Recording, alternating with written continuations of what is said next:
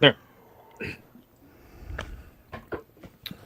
Before we start, just for the live crew, anybody that's jumping onto this live, we pre-recorded this one after the last episode, but we're going to air it like we would our normal live episodes. We just won't be able to respond to you, but feel free to leave comments, and we'll try and catch them on the next one. Yeah. Yep, definitely will. Okay. 3, 2. Hello, welcome back to This Podcast Takes Tokens. I'm Ryan, joined by my brother Deric. You've hit the show. We're going to talk about things we loved when we grew up and some things that we love now. We still love, right? Yeah. Everything. Anyway, that's what we're going to do. Going to be talking about the Warriors today. 1979 movie from 1979. I don't really know how else to address it. So that's it. We're going to hit the intro, come back, and we're going to discuss the movie. Stick with us. It's going to be fun. See y'all then.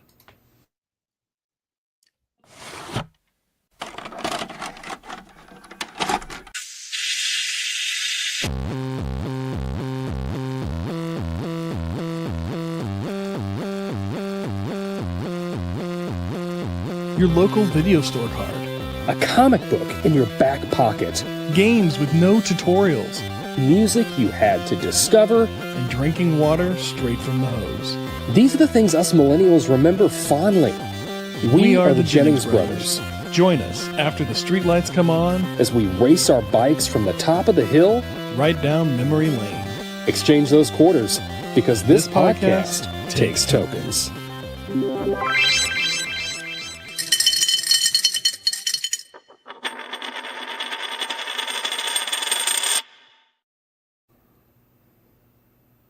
All right, like I said, we're going to be talking the Warriors. Can you dig it? Nothing. Yeah. I thought I'd get some reaction out of you for that, but that's okay, I guess. Okay. Do you not remember that from the movie? From the beginning, yeah. With the guy that got killed, okay. Yeah. I've never seen it before, so this is my first time watching it. Oh, that's right. Okay. Yeah. Well, let's hit the numbers, and I'll try to recover from that. Release February 11th. I thought you were going to go with something about Warriors come out and play, but... yeah. Well, and then we got a little bit of a delay, so I'm a little behind you. Oh, okay. Well, let's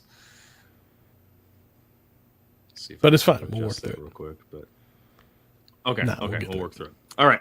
Yeah. Released February 11th, 1979. A budget of $4 million. Okay, now you get to guess what the opening weekend was. $4 million budget. Ooh. Okay. I was thinking it was having a $5 million budget, but that's fine. Like, this feels about right for the time. Box office. We're talking opening weekend? Opening weekend. I don't see this going over $1 million. I don't know. I'm not familiar with the time. This is the late 70s. 3.5. Wow. Okay. That changes my estimations. Domestic gross. Is this total domestic, or is this is just domestic? Domestic, yeah. Like I guess. I don't know. It said IMDb said domestic gross. So yeah. I had guessed because I wrote this down. Like after I watched the movie, I put them down. So because they were fresh in my head. I was thinking 2.5, but you said 3 something for the opening weekend. 5 for the domestic. Okay. I'm going to say this, and I am getting these numbers from IMDb, so they have to be fairly accurate. That's our point of reference. Domestic gross. That's their point of reference. Domestic gross, $22.5 million. Wow. I'm shocked. I mean, I don't know. I'm not familiar. Like, this is before my time. This is 1979. I don't know what the movie going landscape is at the time, but I'm shocked. What's the worldwide? Same. When I read it. Okay, so here's the thing. I will just give you the worldwide. Thank you. Because, it only... So, 22.5 million domestic gross. Worldwide, it made $7,000 more worldwide. Okay, well that makes sense, because this is all about New York City and, like, I hesitate to say gang life in New York City, but this is a very New York movie. Yeah, it is. It is. I'm curious now what the tomato meter is on this one. I have 45. How wrong am I? 88%. No. Why? No. What? That's what it says. Go to Rotten Tomatoes. That's what it says. 88%. Okay. I got 35 for popcorn meter, but I'm guessing that's wrong too. No, this is the first. So this is the first I've ever seen. Popcorn meter, 88%. Oh my god. I don't get it. I think this is like, I think this is the most wrong either of us have ever been. Oh yeah. On guessing any of these numbers. I would not have. I mean, I know this was like a what do you call it? A cultural, not cultural movie, but a cult classic. Cult classic? Yes. I know this is a cult classic. I've never seen a cult classic that is A, box office success, and B, a critical and audience score so high. This is no longer a cult classic. This is just a popular movie, in my opinion. Yeah. I don't know why. It is. But it is. We'll get into that. Okay. Let's get into that right now. What did you think about the movie? Tell me what you didn't like about it. I did not get this movie at all. This movie made no sense to me. Like, I mean, I get it. I get what they're going for. But this feels like the Sharks and the Jets. This feels like it's like a Broadway play about these weird New York City, like, the gangs in this thing make no sense. You got the one that's like dressed up like a baseball team with like weird like Kiss makeup going on, and then you've got like there was a bunch of mimes. There were mimes that were a gang. There was a gang of mimes. I don't understand if this was supposed to be a serious movie or if this is a joke movie. This movie broke me. I don't get this movie. Explain this movie to me. I love this movie. I absolutely love it. Right. I own the director's cut on disc. There's a director's cut? I absolutely love this movie. I own the director's cut on disc. Yeah. That's what I watched. What did they do with the director's cut? Does it make more sense as a director's cut? Because this movie made no sense. I have no idea. You have mimes as a gang. A roller skating gang at one point. I don't get this.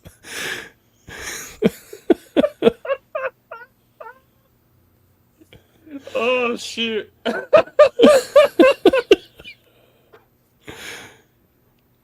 don't get it. Okay, before I explain, I have to ask you, the version you watched on Pluto TV, yes, did it have like comic book sort of stuff in there? What do you mean comic book stuff? Was some of the scenes like that turn into a comic book? No. There was like the stuff with like, what's his name? That one gang, the Roofies, the Ruffers, the other gang, the bigger one that seemed to be controlling everything. The Ruffins? Yeah. Okay. Ruffins or something. I can't remember what that one. Something was. like that. You're not talking about the Rogues. No. Like they were like all like ninjas or something, or martial artists or whatever. Yeah. And then like everyone, there was like the main guy, and he had like glasses and like aviator glasses on the whole time. Yeah. And then every once in a while, he'd be looking directly at the camera, and somebody would come in and like talk at him from the side, and he'd just be like, "Yeah, that's cool, man," or whatever. And then like it was shot, those parts were shot completely different than the rest of the movie. But it wasn't like, there was no like comic book panels or anything like that. But that was kind of comic book like, I felt like. Oh, yeah. Was there like a different version that's like comic book? Yeah, so that must be the difference. I've never watched, like I said, I've never watched the non-director's cut version of this. The director's cut version, it will come up like, it starts out as this story, like a storyboard, and basically this movie is about, they are referencing a real life like Greek army.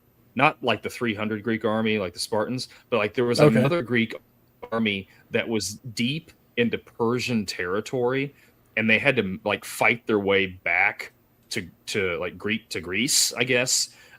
So that's what the director based this off of. So you got the Warriors trying to fight their way back to, Coney Island. Yeah. But in the beginning of the director's cut, it's this whole like comic book panel explaining that, and I think the director is reading it, and then it gets into like sometimes between different scenes, it's like the camera freezes, and then everything on screen turns to a comic book, and it kind of changes, like it goes down some panels, and then it kind of goes from a comic book back into the live action. So that is different. I don't know. Yeah, okay. I wondered. Yeah. I was going to ask you. Well, I did ask you about that. I was wondering if that was something that was not in the original. No, cut. The one I opened, it opens with like all the gangs are like getting on subways or getting off of subways and converging into the square that they all meet up at, and it's interspliced with like scenes of our warriors talking to other members of different gangs about like comings and goings, I think, and kind of like setting the scene of like who's who and whatnot. But there's definitely no there was no reference to Spartans or anything like that. That might make it a little more interesting. It could be an allegory at that point. Yeah, that would make sense. But on its own, it's weird. Like I've never seen so street gangs dressed so coordinated. It's so just bizarre. That's one thing that I love about this movie are just all the different street gangs. And yeah, they're silly. They're stupid. But it's fun to me to be like, oh, these guys look like pimps, Yeah. This is a gang of just ladies. There's in the Baseball Furies that you were talking about, like those guys, they're in their baseball outfits or whatever. I just think it's the guys that roller skate. I think it's just so imaginative to have all these different gangs, and it's silly, but like I really enjoy this movie, just because I think like the action, when there's action scenes, like it's fun, and I think it's just like, I don't know, it's kind of like an adventure, like, oh, we gotta get home, or whatever, and it kind of reminds me of like those, like, I don't know, like a kids movie, like Homeward Bound or something. I mean, with more violence, but like, oh, we gotta get home, make our way home, or whatever. But this is supposed to be a New York gang, right? Mm-hmm. And they can't figure out the subway system? That doesn't feel right to me. No, they did. They did figure out the subway. Well, okay. Here, we may very well be talking about two different movies here. So, yeah. So, like in the director's cut, they know how to get to Coney Island, but when they get to a subway station, like it's either being guarded or they'll get on the subway, and by the time they get to the next point in the line, like there's something that the gangs have like set a fire or something, so that they have to get off, and they've got to get to like find the next subway station to get on to move to the next place that they're going. Yeah, kind of had a little bit of that, but there was like a couple parts where they were looking at the subway map and they were like, "Did you figure out how to get back to Coney Island yet?" And one was like, "I don't know, I can't figure it out," or something like that. And I was like, "You're a New Yorker. You're supposed to understand." Like, I mean, you should know. I'm not a New Yorker, but I've been to New York, and I get the subway system. It makes sense. I can look at the map and figure it out. It's not complicated. Yeah, it's a straight line with dots along it. Like, it makes sense. And it's while we're on it, New York City. This is the emptiest I've ever seen New York City. I've never seen New York City where there wasn't somebody else around. It was weird to see it this empty and interesting at the same time. But Yeah. that kind of took me out of it because I was like, this isn't New York. New York's never this empty. Mm-hmm. There's never this few people around. Yeah. But Yeah. I don't know, 70s, 1979. Maybe it's a different New York. I don't know. It's not the New York I don't know. I can't remember what year was like the Son of Sam. That was like the. It was the 70s, I think, wasn't it? 70s. I think so. Yeah, I don't know. it I'd have to was. ask my wife. That's kind of her. That's her thing. Okay. Because I mean, the only explanation I could have is like people are scared of the Son of Sam, or whatever. Like I don't know. True. I don't know. True. But yeah. But they don't explain that in the movie, so I guess I mean, to me it'd be hard to say that, I guess, because like this clearly is not in our reality. Like it's a whole new different reality in and of itself. Yeah, orphan gangs and baseball gangs and all the mind games. I can't get over the mind gangs. It's just so weird. Yeah. Oh, It's just so weird. And that's what's so fun about it. It's such a weird little movie. Yeah. For sure. I think I was expecting something a little more serious, and then like all these gangs start like they show up and they're very coordinated and like they're in uniforms almost. And you got like the white faced mime ones and then like the multicolored like baseball ones and with like full on baseball uniforms and the ones that look like they're in a 50s greaser gang. So that was just like a little jarring. Not what I was expecting. Yeah. But that's fine. That's fine. Like I said, didn't know what to expect from this movie. And then the ads I was getting while I was watching it on Pluto made me questioning who the target audience was for this movie, but I don't know. Yeah. Yeah, I don't know. I just But you enjoyed it. So what is it about it? Is it the comic book paneling?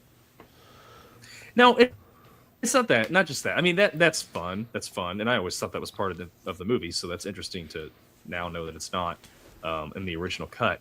But I don't know. I think the story's just it's an adventure story. And it's like, are they going to make it back? Are they not going to make it back? Because people start dropping off. That one guy, I'm going to call him Windows because he played Windows in The Thing, and I can't remember what his name was in this movie. But like he gets thrown in front of a subway train, and gets killed. And like I don't know, and again, it's the weird gangs and the fact that like they're all out to get these guys because they were framed for this murder, and these dudes are just like they weren't doing anything. They're just trying to get home, and I don't know. It's fun to me. It's just a fun movie. So they're framed for this murder, like, and just by like happenstance that they were around whenever it happened, and the guy that committed the murder, he points at them and he goes, "They did it." It's the Warriors or whatever, and then they all like chaos ensues because the cops show up and all that. Mm-hmm. In the version I watched, they didn't realize until about the last 20 minutes of the movie that everybody thought that they killed Cyrus. So this whole time they're running from all the other gangs and they don't know why. That part was a little odd. I don't know if that's just like the version I watched or if that's in the director's cut too. Like whenever they're with the ladies. Oh my gosh. I should have lent you the director's You got a completely different movie, didn't you? Yeah, I did. I mean, that does happen. They do say that in the scene with the I thought I had it written down here. The Lizzie's, that's their name. The Lizzie's. Yeah. But the Windows, the guy that I call Windows, there's a scene where he is staring at the leader of the Rogues because he saw that he shot him, and he's staring at him, and then the leader of the Rogues looks up at him and sees that he's staring at him like he's shocked. And so then that's when he points out, he's like, I saw it was the Warriors. The Warriors did it. Yeah. Because he's trying to get them killed so that they don't say that he was the one that did it. Okay. Yeah, there was that in the beginning too, but I just didn't think that he like relayed that information to the rest of them. If that makes sense. Yeah. I don't know. I don't remember now that you're saying that. I don't know. Huh. Yeah. Oh, yeah. No. That part. I mean, maybe it's just like they were connecting dots or whatever. I don't know. I just had that note down here. Yeah. Gosh, it's so interesting that it's just a different movie that you. I don't know how to go on this and like how to. Definitely don't watch the version I watched if you've never seen it. Apparently, watch the director's cut. It's much better. Watch the director's cut. It makes a lot more sense. The DJ. Did you recognize who the DJ was? Oh, I have her down as that guy from the movie. Mm-hmm. I recognize her, like she's familiar, and like I go through IMDb and I'm like, okay, I've seen these movies and I've probably seen her in there, but I can't like definitively pin down exactly what it is that I'm thinking of her from. But yeah, like she's been in a lot of stuff for sure. Is there something specific that stand out to you? Yeah, she is. Well, I remember her from Where in the World's Carmen Sandiego. She was like the main person, like giving you the clues or whatever. Yeah. Oh, I don't remember that. I didn't see that on my whenever I was diving the IMDb's. I must have just like overlooked that one. Mm-hmm. There it is. 296 episodes. Wow. Yeah. But that was something that I really liked, was like the whole DJ thing, because it's very much a product of its time. Like now, people listen to the radio, but I don't feel like they're really listening to the radio, right? Like back then, it's like when she's like, stay tuned, like because we've got, I'm gonna be telling you more when it comes back or whatever, and like people are listening, she's like, watch out, Warriors, like they're I feel like she's like the text chain of the time, like she's relaying the information to all the gangs, and like this code, which I think was probably the most interesting part of the movie for me, was just this code that she's developed, or that she speaks, as far as like, she's talking at one point, she's like talking about it like it's a baseball game, like the home team is, or the team from Coney Island is facing off against like so-and-so tonight, or something like that, or they're about to face off again. And that was her way of saying that the Warriors are working their way through, and they've been spotted here and here, and they're probably going to be here next, like with the orphans or whatever it was. And or I think that was the baseball team, because it was the baseball gang, and talking about it like a baseball game was telling that baseball gang that, hey, they're coming your way, and this information is for you. And then whenever she spoke about it in different ways, it was for like different gangs. And I just thought that was interesting for sure. That was a kind of a neat little mechanic within the movie that I enjoyed. Yeah. But yeah, had a couple other that guys. Yeah, there was the guy that what was his name? That guy that like got handcuffed to the Ajax to the bench. James Renner. Yes. Yep. He was Dexter's dad. Yeah. And that's right. That's right. I've seen and a bunch of other stuff. Yeah. Man, he got what he deserved. Like that guy. That's like that's the only member of the Warriors that I'm just like, kick this guy out. Like, the whole time he's just like undermining the authority, and just like, I should be in charge or whatever. Yeah, I would agree. He was kind of it was good. Like, we got him. He's out of the picture. Which the policewoman there, that's another one. Mercedes Rule, I think is how you pronounce it. Seen her in a bunch of other stuff. She was the mom in Big. And then that's right. That's right. Yeah. There's one guy on here. He was playing a police officer, and I swore for the longest time that it was Lawrence Fishburne. I knew it was Lawrence Fishburne, and I finally looked it up for this episode, and it's not Lawrence Fishburne. I can't remember what the guy's name is, but he looks like. I'm like, gosh, that's Lawrence Fishburne. I think he's credited as not Lawrence Fishburne. Seriously? Does it say that on there? No. Oh, yeah. It should. Yeah. Something else that I thought about on the rewatch of this was that, like, really, other than the rogues, the rest of these gangs really aren't the bad guys. Like, they make them out to be the bad guys because they're trying to, you know, kill the Warriors, but they're really, like, you know, they're trying to get him because they think that they shot and killed Cyrus and just, you know, The leader, yeah. and started this whole thing. Yeah, exactly. I mean, none of these, you know, let's face it, these are all gangs. Like, none of these people are probably someone that you're going to take home to mom, but like, they're not really bad guys in this. And I guess that's maybe something else. I didn't think about it before when I've watched this. Like, something that I do enjoy about the movie is it's just like they've got the wrong guys. Yeah, the mistaken identity thing.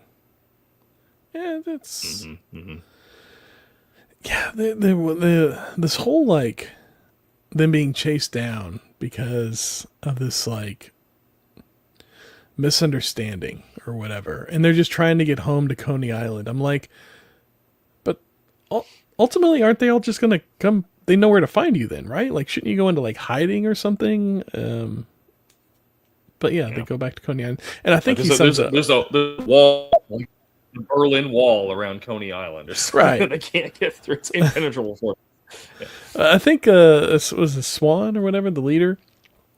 Whenever they get off the subway train at the very end, and they're at Coney Island, and he's looking across, like, the city. I think he sums it up pretty well when he's like, "All right, we're here, but now what?" Like, yeah, it was kind of like, yeah, like, exactly. Now what? Like, they know where you're at now. I don't know. Right. Exactly. They all know they're from Coney Island. Yeah. Right. Which, and their gangs, like, what is I don't understand the point of the gang. Like, I don't know. Their gang, that's their territory, and so they're defending it for. What are they doing with the territory? What's their because they just go around and steal stuff? Is what it sounds like? Yeah. Okay. It's just like a gang. Like, it's your home turf. Like, this is, you know, like, what you're protecting what's yours, I guess. I don't know. No. I mean, you know, it does. I don't know, you watch, why like, is anybody in a gang, you know, I don't know. You watch, like, I don't know, Godfather or Goodfellas, and, you know, they're in, like, a gang, but, like, but it makes sense. Like, they have, like, mechanisms in place, and, like, they have people that do things, and, like, there's, like, a whole, like, well-oiled machine behind it, and it's organized crime. This feels like disorganized crime. This feels like just, like, chaos. This was, like, almost like America's Clockwork Orange or something. It's just, like, chaos. It is. It's, yeah, it's like there's, I don't know. Yeah, I guess. Yeah, I don't know how to piggyback off that, but you're right. It's very strange. It's a very strange universe that they've built in this movie. Yeah. But again, I personally think it works for the story they're trying to tell. Like, yeah, it's some movies are about losing yourself and getting lost in the story and being part of a universe that is not your own, and that is perfectly fine. This universe wasn't for me. That's all. The theatrical cut universe was not for you. Perhaps the director's cut universe was something for you. I don't know. Maybe not. I will say I did recognize, like, I know that, like, a couple of, like, big quotes came out of this, like the one you opened up with, and the Warriors come out to play. Like, that one I've heard a lot, and it was neat. It was interesting seeing where it actually, like, came from. Yeah. Mm-hmm. Yeah. So what'd you think about that final scene? Like, the final showdown with the rogues?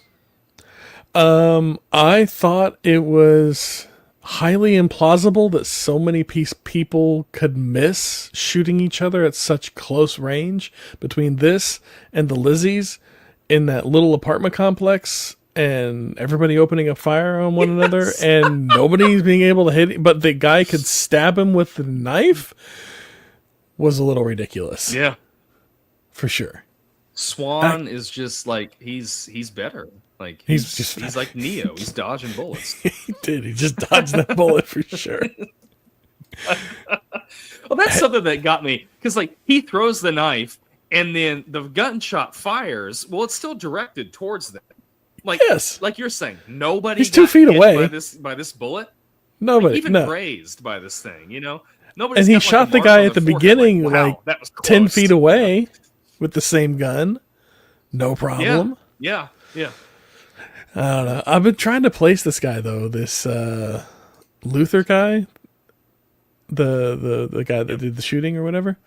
He looks familiar, but I've gone through his IMDb and I can't pick out one thing or another that is the thing that I remember him from. But he's definitely got a unique look. I will give him that, and he looks like Here's somebody I should recognize. Here's what it is. At least this is what it was for me. Okay. I thought when I started watching The Wire, there's a character in there that is like his thing is to like study the calls, the wires, and like listen to them and come up with like the code that they're using and everything. He looks a lot like this guy to the point where I thought it was him. I'm like, oh yeah, he was in the Warriors. But when I looked it up for this episode, it's not the same guy. I'm like, oh my gosh, like they could pass off as twins. Like it's the same dude, but it's not. Yeah. I don't know. Yeah, he just looks like somebody that I can't.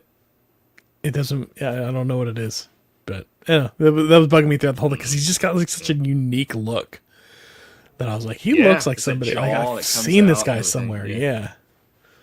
I don't know what it was. I don't know. He could have played the Joker at one point. He would have made a good looking Joker. Oh, he would have. Oh, he would have been great Joker. Yeah. Yeah. I like the end when they finally like they realize that they've been chasing the wrong people. Although there's like no forgiveness. We're sorry we killed a couple of your crew, you know. Yeah. Like, that's just doing business, you know, or whatever. Yeah. But like I like that they, you know, Swan basically destroys his arm, I guess, with a knife.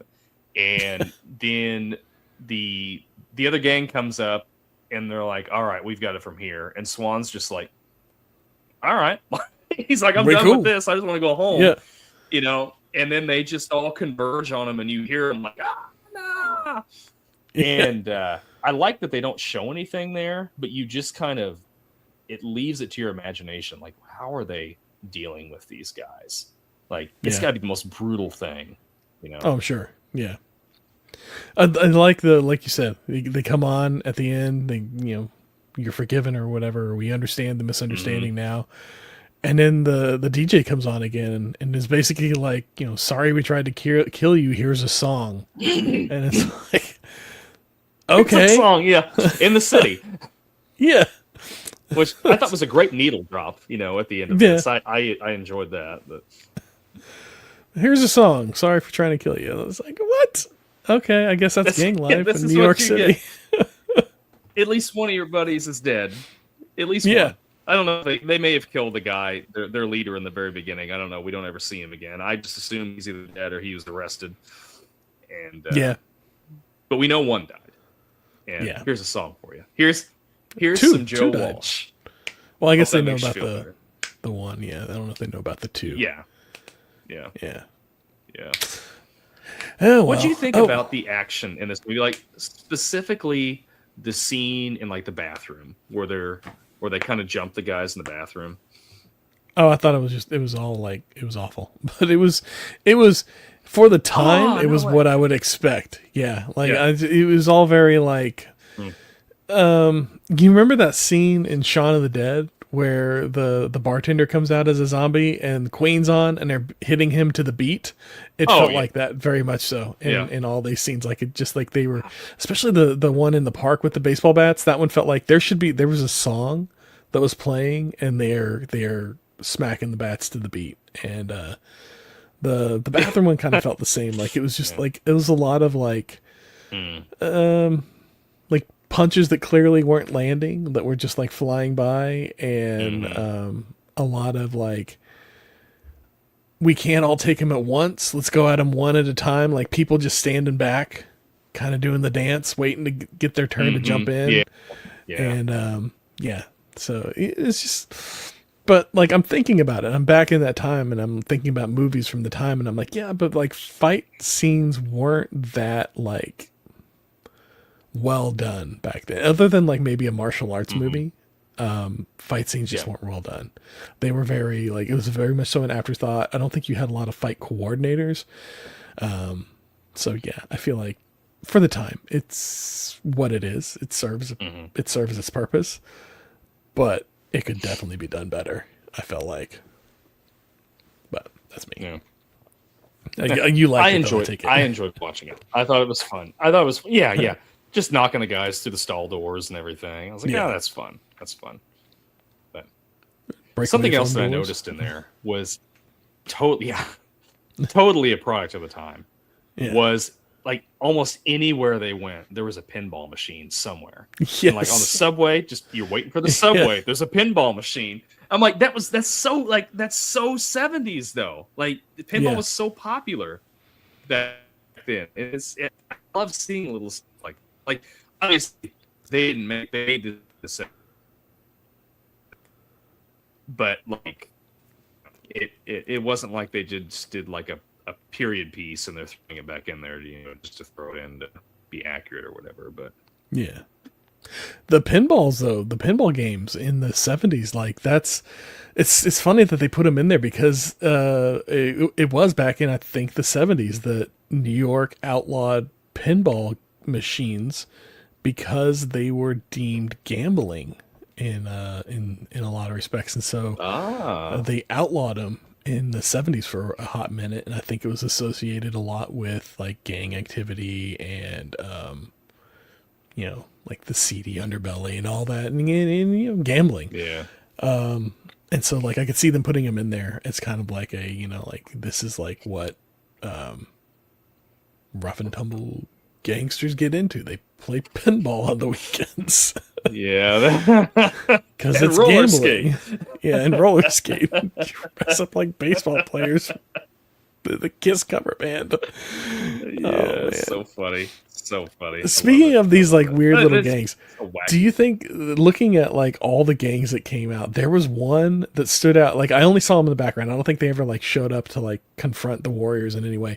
But they all had gray sweats with cut off sleeves and red bandanas. Do you think they inspired Brad's outfit from the Goonies? Brand's outfit from the Goonies? So. I hope so. I think he was. I think he was inspired. I think Brand liked this movie. This is like one of his movies, and it heavily inspired his look because he looks just like one of them. I thought that. Did you notice them before? Did they stand out? I did. And you're right. I hadn't made the connection with the Goonies, but yeah, now that you're mentioning it, yeah, definitely. And all these like different teams that are like coordinated outfits and like they all kind of work together. This feels like the seeding, if you will, the idea, the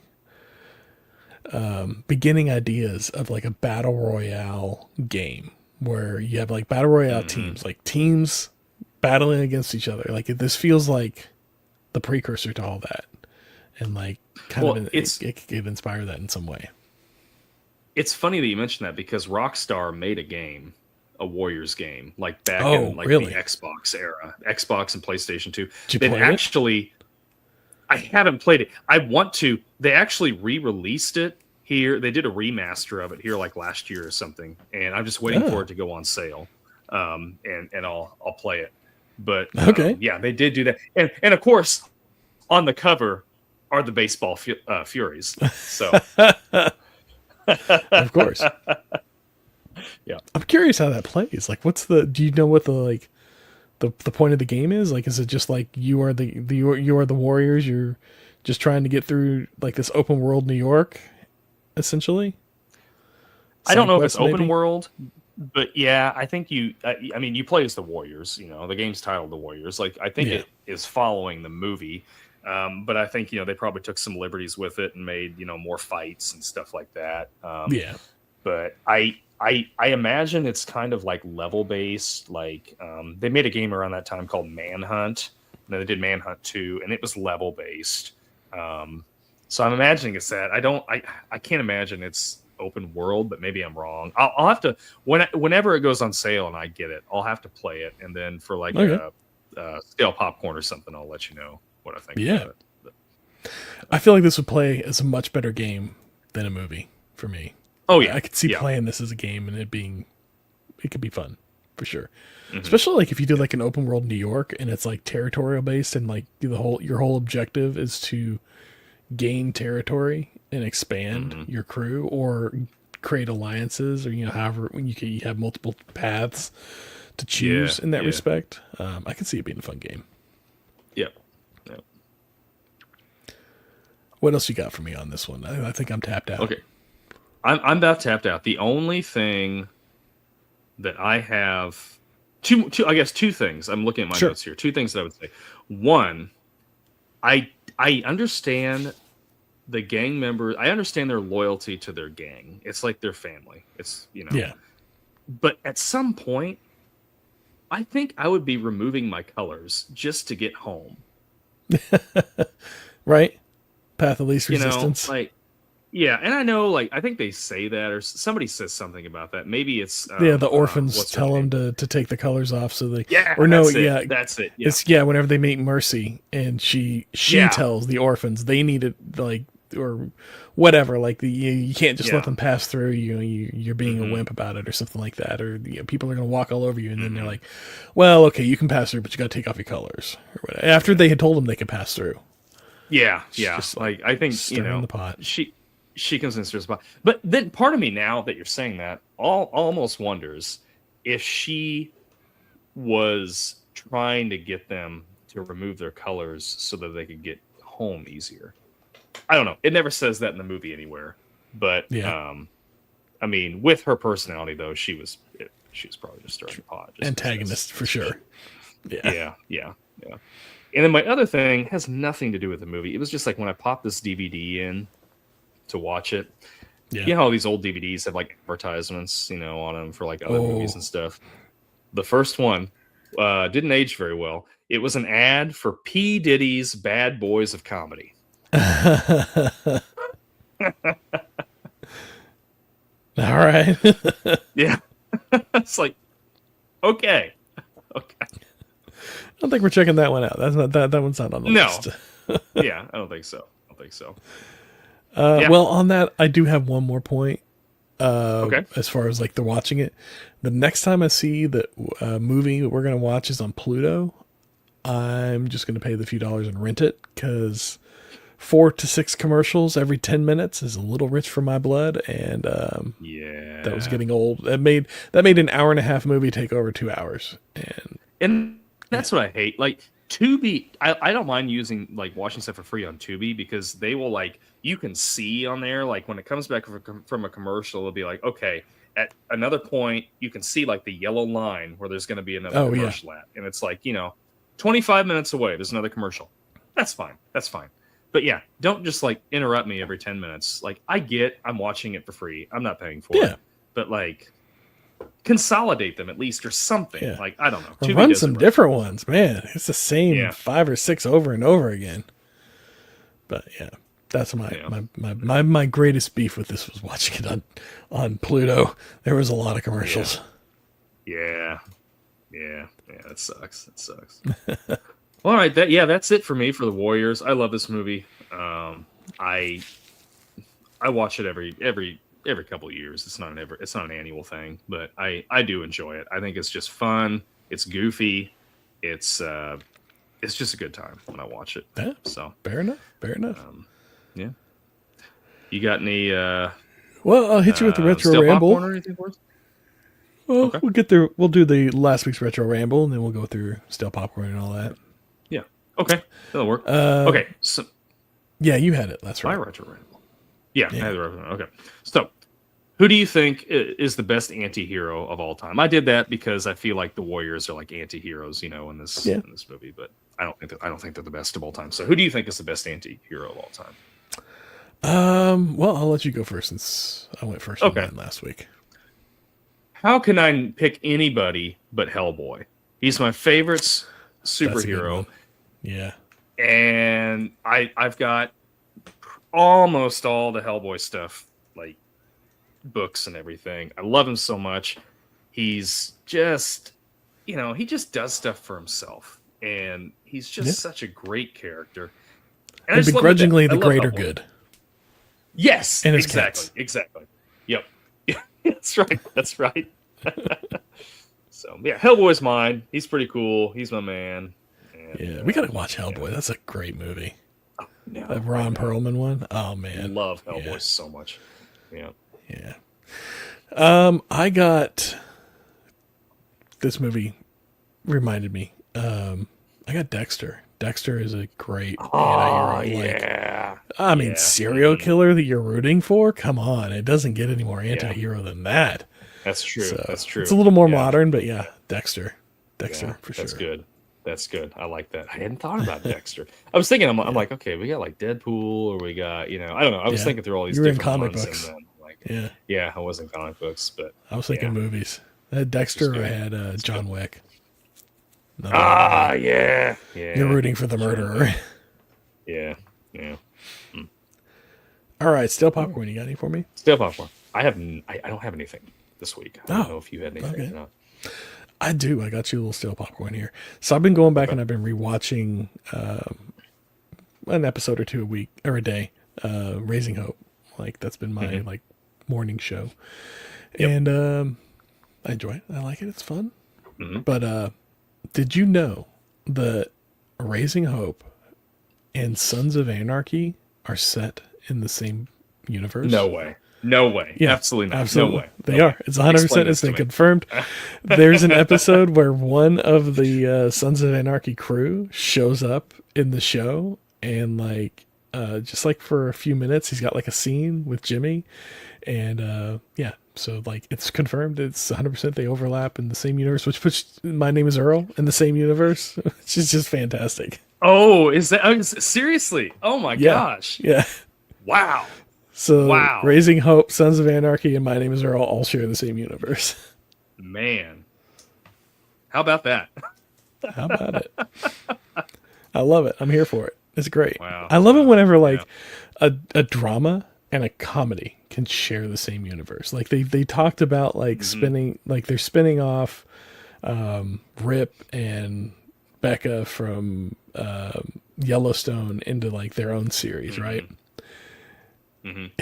It would be so much fun if they made it a sitcom, just like a married sitcom. Oh yeah. To come from like the juxtaposition of like the seriousness that was Yellowstone. I love whenever they do that. Whenever there's like a thing like these two universes, they share. It's great. I love it. So that's what I got. I thought I'd share that with you. I like it. Yeah, that's fun. All right. Really fun. We're gonna roll on to our next. We'll leave you with another retro ramble for next week, and we'll roll out of here unless you got anything else you want to share. Nope. That's it. All right. Next week, we're going to be talking about the movie Dogma. That'll be our subject and our rewatch. I'm looking forward to this one. I haven't seen it in forever. But they got the 4K Blu-ray out now. I picked it up, and I'm looking forward to rewatching it. With that, I'm going to leave you with a retro ramble that's kind of... It ties into it. All right. So what is your favorite reference to something else within a movie? So whenever they reference something in a movie, they reference something else in another movie, music or whatever, and it's kind of like a tongue-in-cheek, like wink to the audience. What's your favorite reference to something else within a movie? So you're talking like a reference in a movie about like another like to give you an example. Or to give you an example, from Dogma that we're going to watch next week, whenever Silent Bob throws the two guys off the train and he turns around to everybody else on the train and he points back and he goes, "No ticket." And he's making a reference to Indiana Jones. Yeah. Something like that. Okay. Yeah. Okay. That makes sense, right? Awesome. Yeah. Yep. I get it. Reference. All right. Remember, next week, this podcast takes tokens. We're going to be covering Dogma. So thanks for watching. Thanks for listening. Thanks for enjoying this podcast takes tokens. We enjoy it. We hope you do. Make sure you don't miss a single episode by subscribing wherever you are. We are everywhere. We are omnipotent, if you will. And as always, be kind, rewind. Until next time, we'll see y'all around. We'll see you.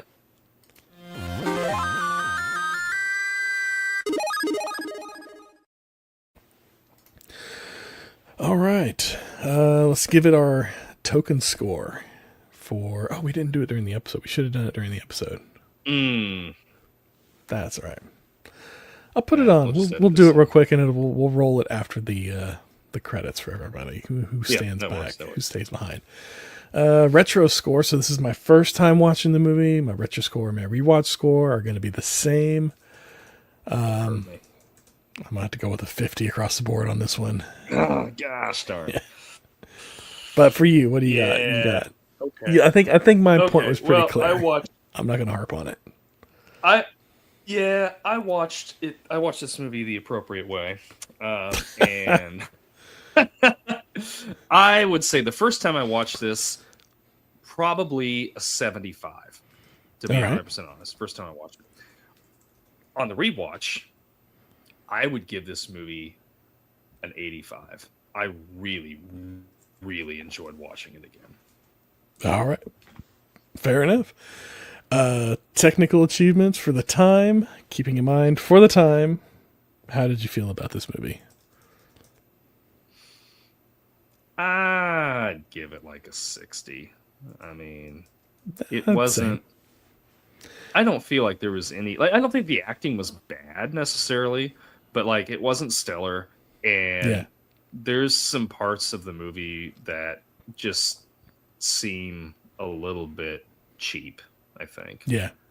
I feel like it's a product of its time.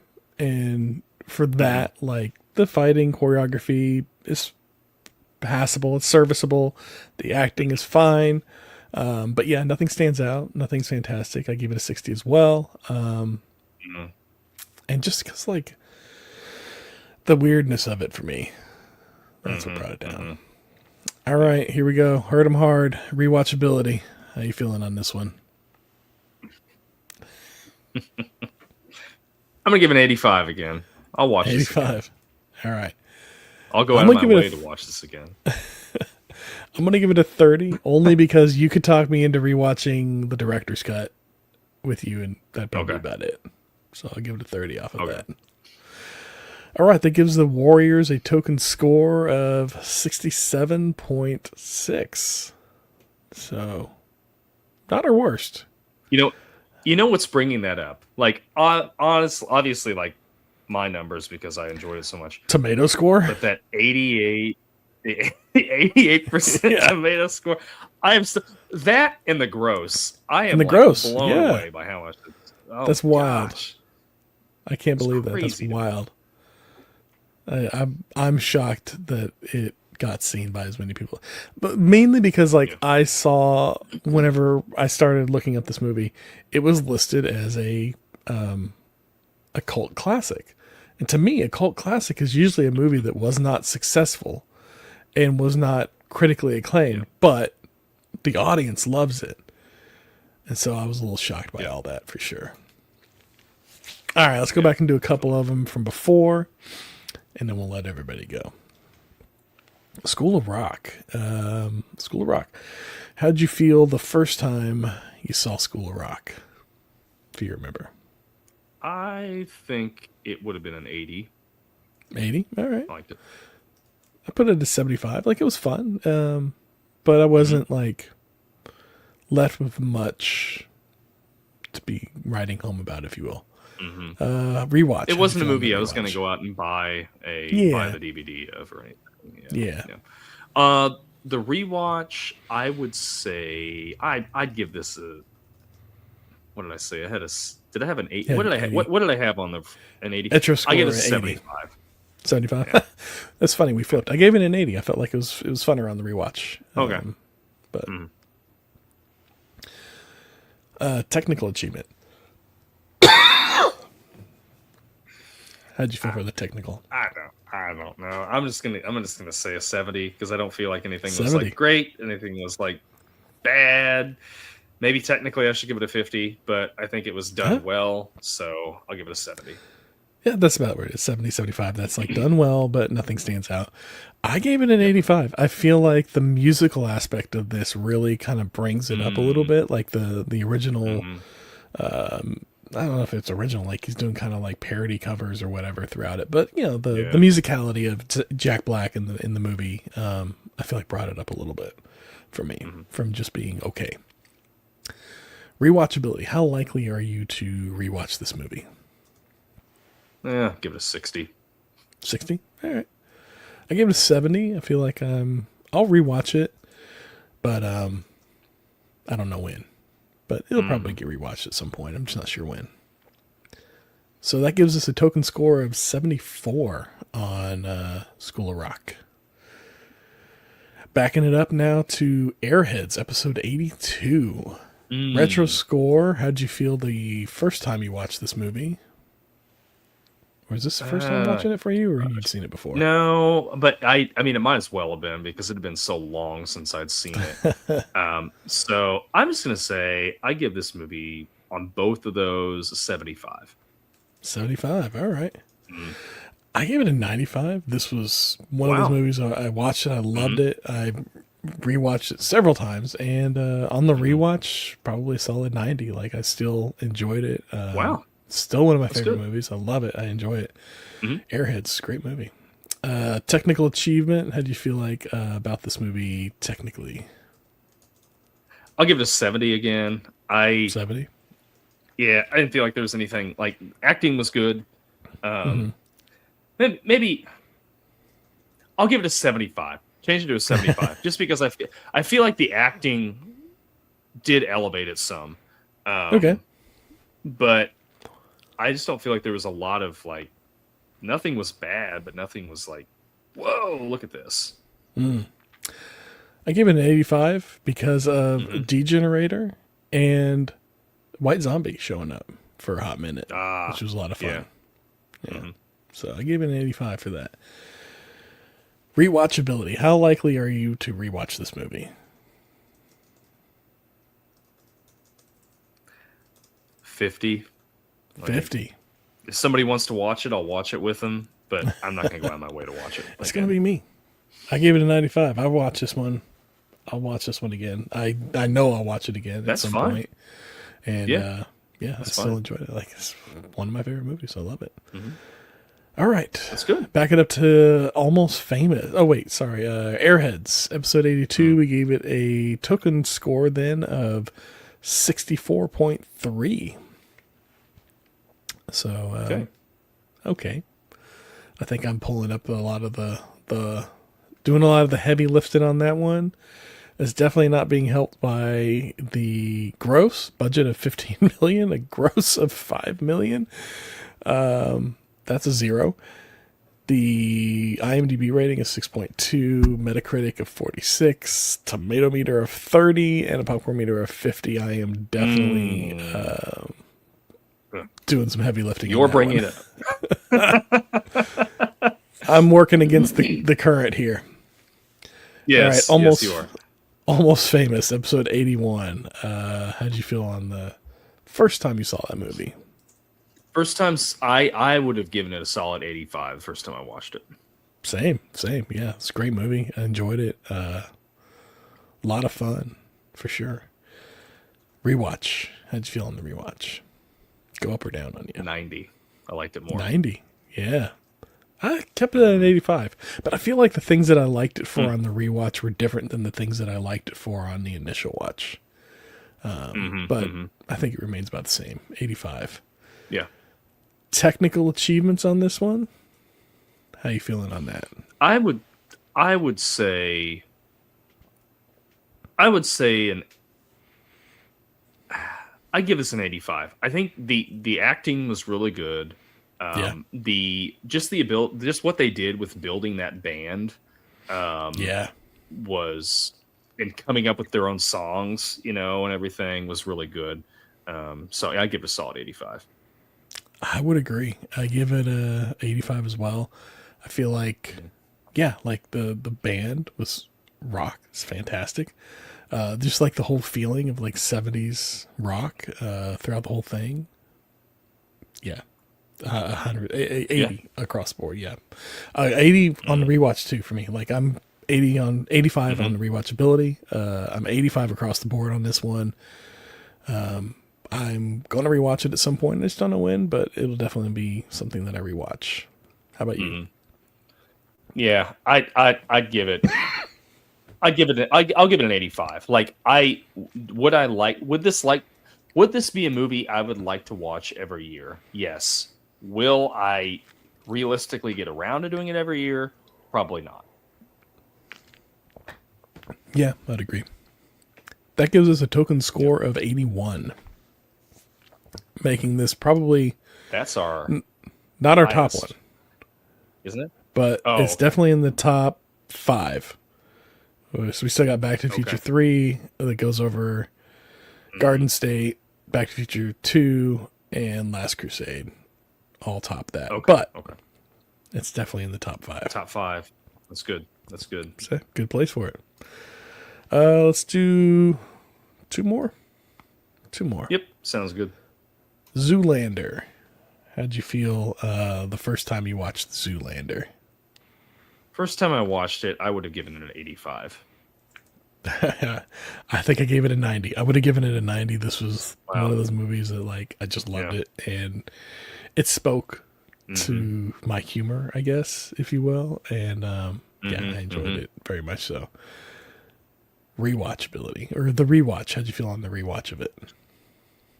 I'm going to drop it a little bit to 80 on the rewatch. I still really liked it. It was really funny. I just felt like there was a couple parts that just drug for me a little bit. Yeah, I was the same. I give it an 80. I didn't feel like it was.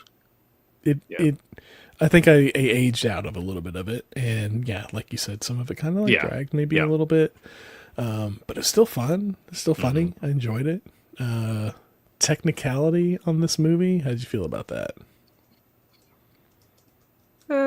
I'll give it an 80. I thought the sets were really good. The acting was spot on.